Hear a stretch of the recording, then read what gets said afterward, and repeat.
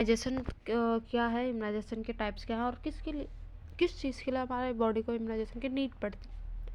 तो टीकाकरण का अर्थ होता है आपके शरीर को कुछ रोगों से सुरक्षा प्रदान करना, जैसे कि जो डिजीज़ होती है वो हमारी बॉडी में ना हो, उसके लिए हमें पहले से ही अपने बॉडी को प्रोटेक्ट करना पड़ता है, तो उसके लिए हमें एंटीबॉडीज लेनी पड़ती है।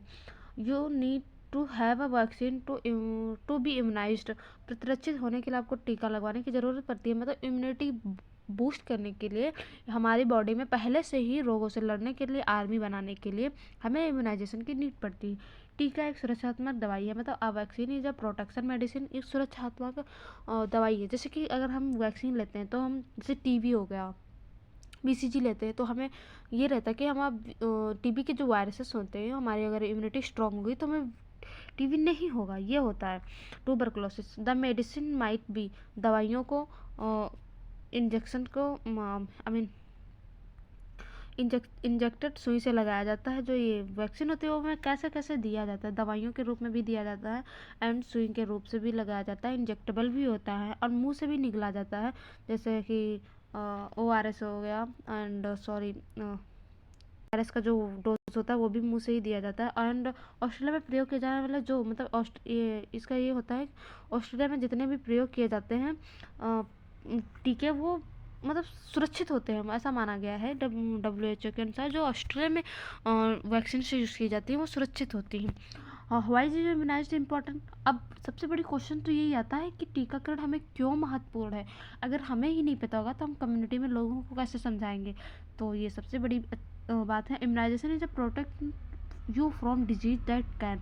टीकाकरण आपको ऐसे रोगों से सुरक्षा प्रदान करता है जिनसे जिनसे क्या होता है कि आप क्या हो सकता है, आप जिनसे कि बीमार हो सकते हैं। मेक यू सिक, आप बीमार पड़ सकते हैं। कॉज डेथ, जिससे आपकी बीमार होंगे तो बीमार होने का लास्ट क्या होता है, डेथ ही होती है, डेथ भी हो सकती है। Immunization can protect you from a lot of disease.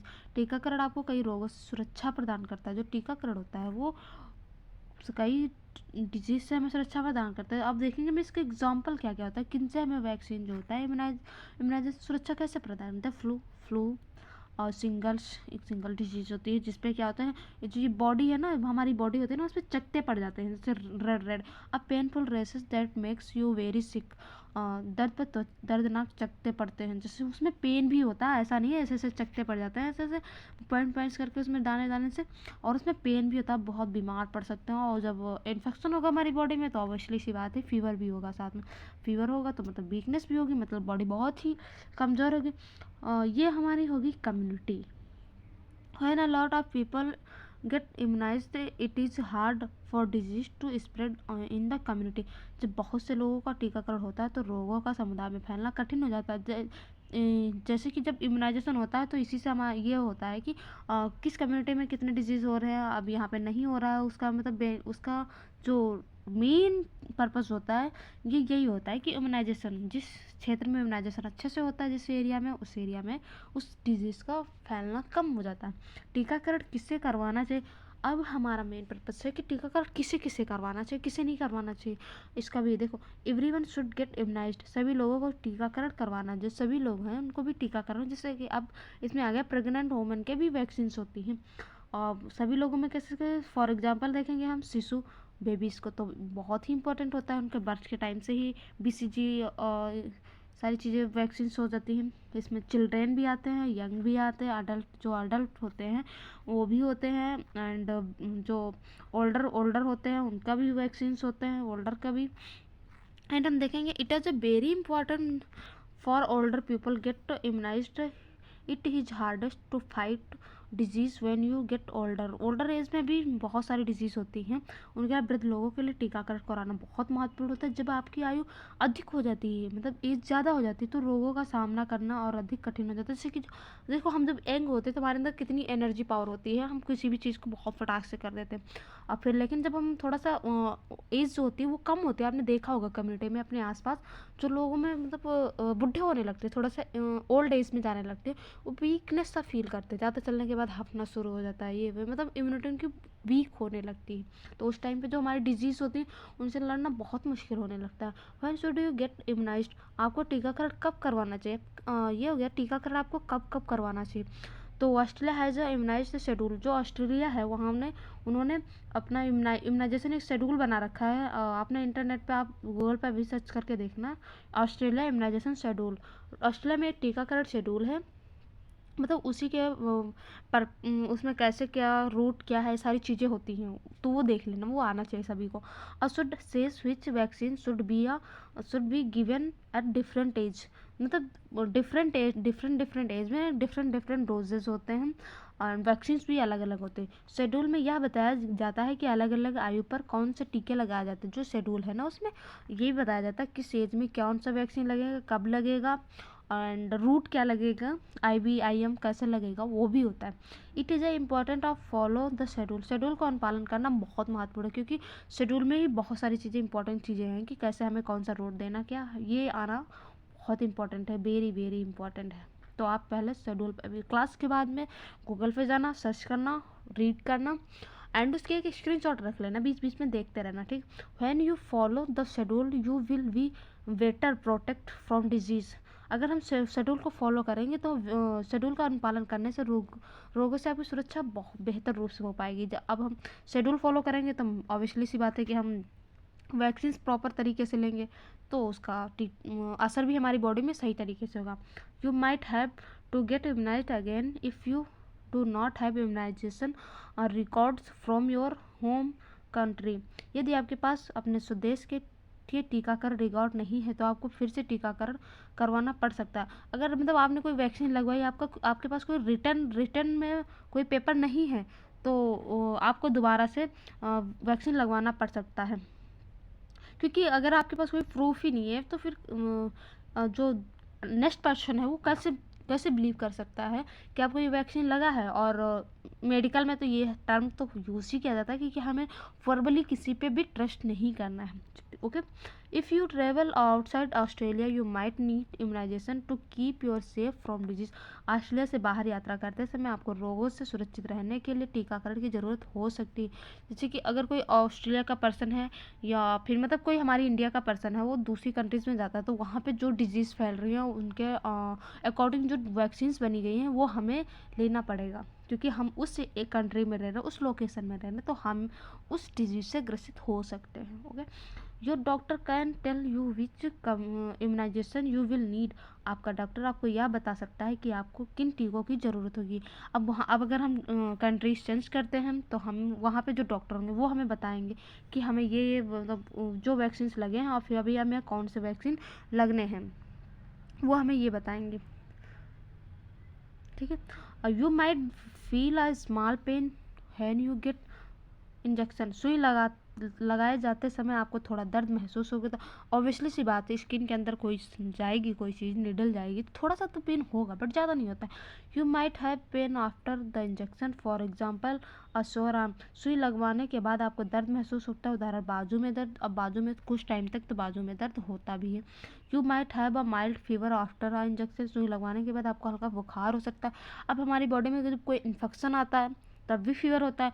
Infection से लड़ने के लिए कोई एंटीबॉडीज़ दी जाती है तब भी फीवर होता है। ये तो मतलब नॉर्मल साइड इफ़ेक्ट हो सकता है उसका। Pain and fever will usually go away. दर्द और बुखार आमतौर पर दूर हो जाएंगे, ये मतलब कुछ टाइम बाद अपने आप ही दूर हो जाएंगे। If you are worried you can see your doctor. यदि आपको चिंता हो तो आप अपने डॉक्टर से मिल सकते हैं या मिल सकते हैं, मतलब जिन्होंने भी आपको वैक्सीन दिया है या फिर आपके जो नियर बाई जो भी है क्लिनिक या फिर कोई डॉक्टर नर्स, आप उनसे संपर्क कर सकते हैं। Where to get immunize. टीकाकरण कहाँ करवाना चाहिए, सबसे मेन इंपॉर्टेंट चीज़ है टीकाकरण में कहाँ करवाना चाहिए, किस प्लेस पे करवाना चाहिए। You can also gate immunized by your doctor. आप अपने डॉक्टर द्वारा भी टीकाकरण करा सकती हैं, ठीक है। आप कम्युनिटी में ऐसे ही बता सकते हैं, क्योंकि जब कम्युनिटी में हमारा जो नर्सिंग का काम होता है वो ज़्यादा से ज़्यादा कम्युनिटी में होता है, तो हम लोगों को कैसे उनके डाउट क्या क्वेश्चन हो सकते हैं और क्या हमें कैसे समझाना है वो समझा सकते हैं। How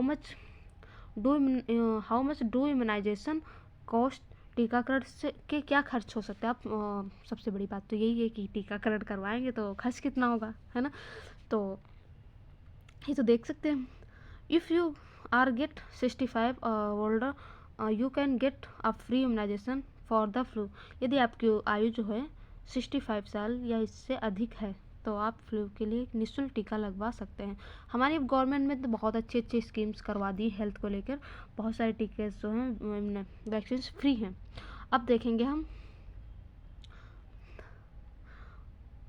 if you are aged 70 you can also get a free immunization for singles. यदि आपकी आयु 70 साल है तो आपको सिंगल्स के लिए भी निःशुल्क टीका लगाया जा सकता है। यदि आपकी मतलब ओल्ड एज वालों को लिए मतलब निःशुल्क है। और ये if you are aged 70 years और older can also free immunisation the pneumococcal disease. ठीक है, disease that can causes infection the lungs, brain और ब्लड। इसका जो इन्फेक्शन होता है वो कहाँ पे होता है? लंग्स में, ब्रेन में होता है। एंड जैसे कि देखो, यदि आपकी आयु 70 साल या इससे अधिक है तो आपको न्यूमोकोकल के लिए भी निःशुल्क टीका लगाया जा सकता है। एक ऐसा रोग है जो फेफड़ों, मस्तिष्क और रक्त में संक्रमण पैदा है। ये क्या होता है? जो लंग्स होते हैं हमारे और ब्रेन होता है, इसके जो ब्लड होता है ना उनमें इन्फेक्शन फैला देता है। If you get immunized by your doctor you might have to pay for the doctor visit. यदि आपका डॉक्टर आपको टीका लगाता है तो आपको डॉक्टर की फीस का भुगतान करना पड़ सकता है। यदि मतलब जैसे वैक्सीन फ्री हुई बट जो डॉक्टर हुआ वो आपका पर्सनल है तो उसको आप पेमेंट तो करना पड़ेगा आपको। Where can you get your immunization record. आप अपना टीकाकरण रिकॉर्ड कहाँ से प्राप्त कर सकते हैं? अब ये तो रखना इम्पोर्टेंट है कि हमने वैक्सीन लिया तो टीकाकरण रिकॉर्ड कहाँ से मिलेगा। ठीक है, you can get your immunization record from. आप निम्नलिखित स्रोतों से अपना टीकाकरण रिकॉर्ड प्राप्त कर सकते हैं। कहाँ से? योर डॉक्टर से, अपने डॉक्टर से, and the Australia immunization register से। जो जो जहाँ पे जैसे जिस हॉस्पिटल में करवाएंगे या कहीं भी करवाएंगे वहाँ पे आपके पास एक रिकॉर्ड दिया जाता है। एक हॉस्पिटल में भी रखा जाता है रिकॉर्ड, आप वहाँ से भी खोल ले सकते हैं। अगर आप बाई चांस आपका नहीं मिल रहा तो call of the Australian immunization register call करेंगे, यहाँ से भी कॉल करके मिल सकता है।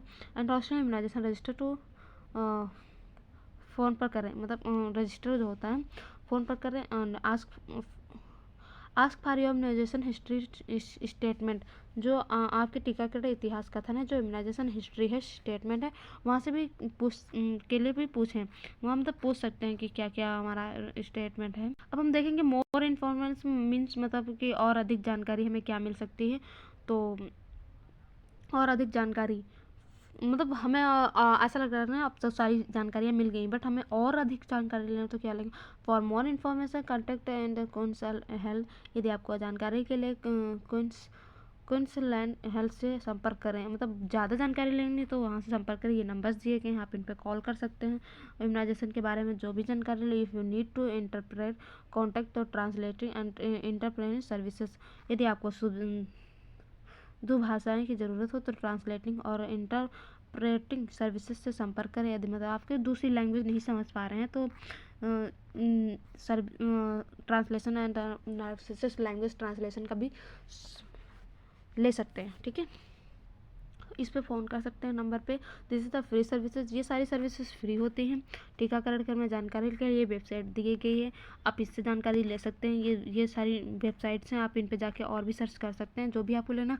आई होप आप लोगों को सारी चीज़ें समझ आ गई हैं और एज अ नर्स आप कम्युनिटी में अच्छे से समझा सकते हैं लोगों को। तो please like share and subscribe ज़रूर कीजिए एंड सपोर्ट मी प्लीज़। मैं जितना हो सकेगा मैं सारी चीज़ें करूँगी ताकि आप लोगों को एग्ज़ाम में ज़्यादा से ज़्यादा हेल्प हो सके मेरी तरफ से। Thank you.